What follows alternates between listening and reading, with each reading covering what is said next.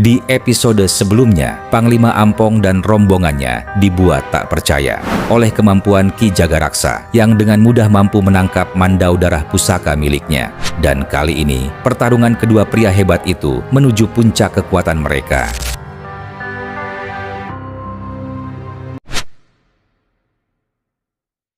Hari itu, Panglima Ampong dan rombongannya dibuat tak percaya oleh kehebatan Ki Jagaraksa yang menangkap Mandau Darah Terbang milik Panglima Ampong. Panglima Ampong bertanya kepada Ki Jagaraksa, "Siapa kau sebenarnya, Tuan? Kenapa kau bisa tahu sosok Panglima Burung yang legendaris itu?" tanya Panglima Ampong. Ki Jagaraksa menjawab, "Aku lebih mengenalnya dibanding kalian. Tapi sebelum aku memberitahu siapa diriku dan apa hubunganku dengan Panglima Burung, kau harus tunjukkan dulu semua kehebatan dan kemampuan yang kau miliki, Panglima," jawab Ki Jagaraksa. Mendengar itu, Panglima Ampong tersenyum tipis dan wajahnya dipenuhi semangat yang membara. "Baiklah Ki, jika itu bisa membuatmu menjelaskan siapa dirimu, maka aku akan mengeluarkan semua kemampuan yang kumiliki dan kuasai, sebab suatu kehormatan jika aku bisa membuatmu terhibur dengan kemampuanku," ucap Panglima Ampong. Dan akhirnya pertarungan kedua pun dimulai.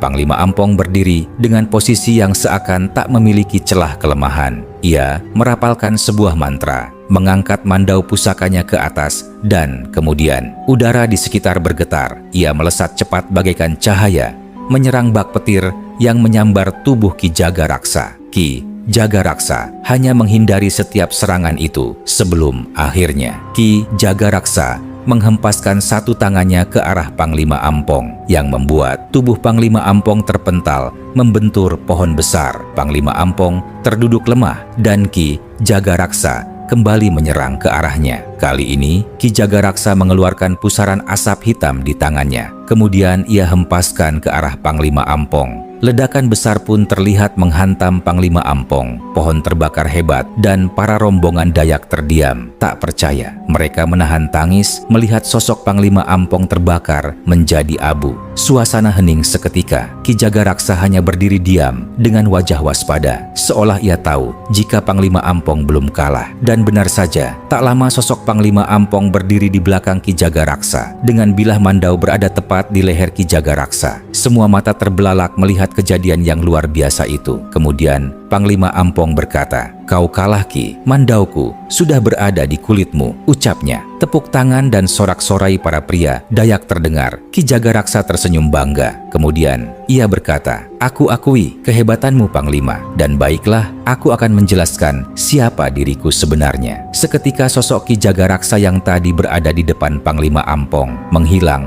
dan muncul kembali di balik pepohonan hutan, yang rupanya sosok itu hanyalah bayangan Ki Jagaraksa. Panglima Ampong menggelengkan kepala dan lagi-lagi ia dibuat terperangah oleh ilmu sihir Ki Jagaraksa. Ki Jagaraksa berdiri dan tersenyum tipis. Kemudian ia berkata, "Baiklah Panglima, aku akan memberitahu siapa diriku. Ia adalah saudara seperguruanku dalam ilmu pertapaan suci. Kami berdua pernah belajar di bawah satu guru agung, namun menempuh jalan berbeda. Dia menjaga hutan di Kalimantan dan aku menjaga keseimbangan hutan di tanah Banten ini." Ucapan itu membuat Panglima Ampong terdiam, matanya berkaca-kaca. Ia menunduk dalam. Ki Jagaraksa lalu melanjutkan, "Pulanglah anak muda, bawalah bunga itu, tanam satu bunga jaya kusuma di tengah hutan Kalimantan, agar leluhur di sana tahu jika aku masih menjaga janji untuk melindungi alam dari keserakahan manusia." Dan seketika dunia di sekeliling mereka kembali berubah. Langit siang itu berbalik menjadi malam. Bunga-bunga putih di tanah itu bermekaran serentak, memancarkan cahaya lembut yang terasa hangat dan damai. Panglima Ampong terduduk lemas. Ia sadar bahwa baru saja ia melewati ujian spiritual yang tak mungkin dilupakan seumur hidupnya. "Jika sosok itu berniat menghancurkanku," gumamnya lirih, "maka aku pasti telah lama lenyap tanpa sisa sedari tadi." Tiba-tiba dari balik kabut muncul sosok pria Dayak yang sebelumnya hilang. Ia berjalan tertatih, wajahnya penuh air mata. "Aku masih hidup Panglima. Aku tak tahu di mana aku tadi, hanya kegelapan yang tak berujung. Tapi kini aku kembali." Panglima Ampong memeluknya erat. "Syukurlah, sepertinya kita semua telah masuk ke dalam ilmu ilusi Ki Jagaraksa.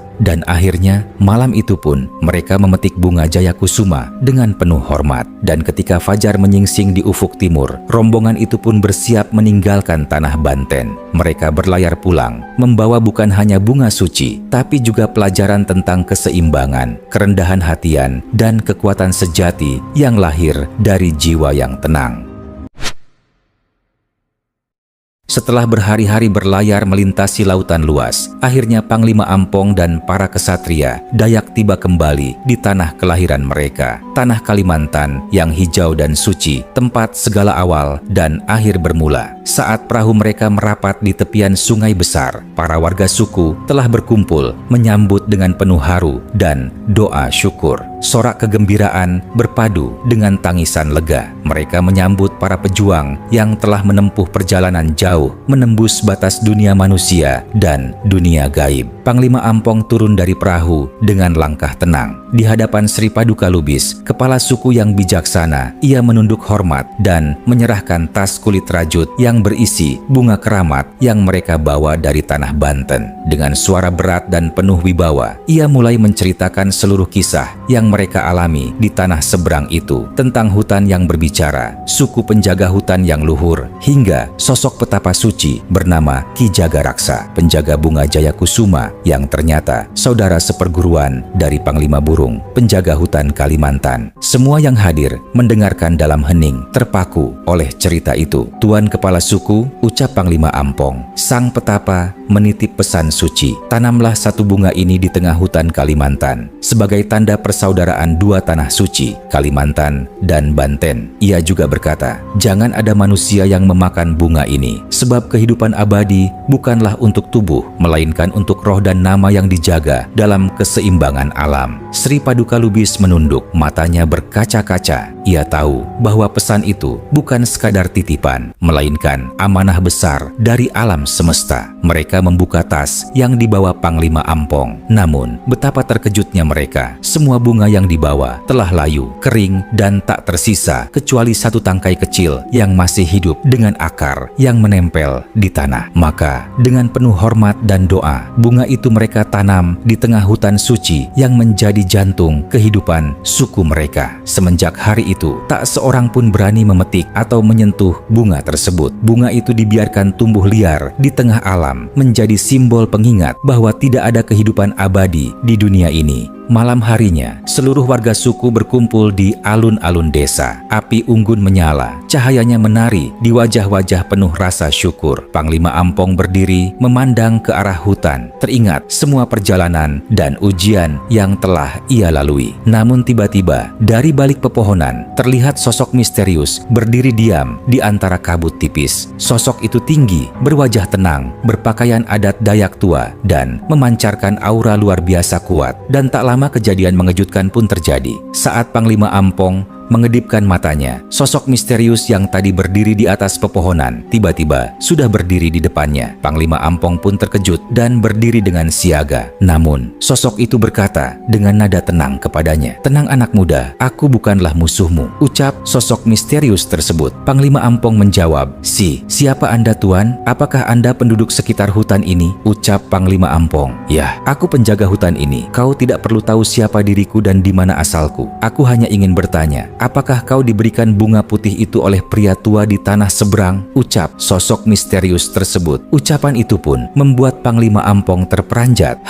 Bagaimana Anda bisa tahu jika bunga itu pemberian dari tanah seberang?" tanya Panglima Ampong. Sosok itu pun kembali berkata, "Apakah pria tua itu baik-baik saja? Dan apakah dia menitipkan sebuah pesan untuk tanah hijau di tempat ini?" ucap sosok tersebut. "Ya, dia memberi sebuah pesan. Dia menyuruh untuk menanam bunga itu di tanah ini untuk menjadi pengingat jika pria tua itu di sana masih menjaga hutan dengan baik." Dan saat Panglima Ampong berhenti berkata dan dia mengedipkan matanya, sosok misterius itu pun menghilang. Hanya terlihat seekor burung raksasa yang terbang di atas Panglima Ampong. Sebelum akhirnya burung itu pun menghilang di kegelapan. Panglima Ampong berdiri terpaku. Ia masih tak percaya dengan apa yang baru saja ia alami. Namun dalam hatinya ia bisa merasakan jika sosok itu adalah sang penjaga hutan Kalimantan. Dan sejak kejadian itu pun, Panglima Ampong beserta masyarakat di desanya selalu menjaga alam hijau di sekitarnya. Dan Kisah ini pun menjadi sebuah pelajaran yang sangat berharga untuk dirinya, sekaligus menjadi pelajar untuk kita semua.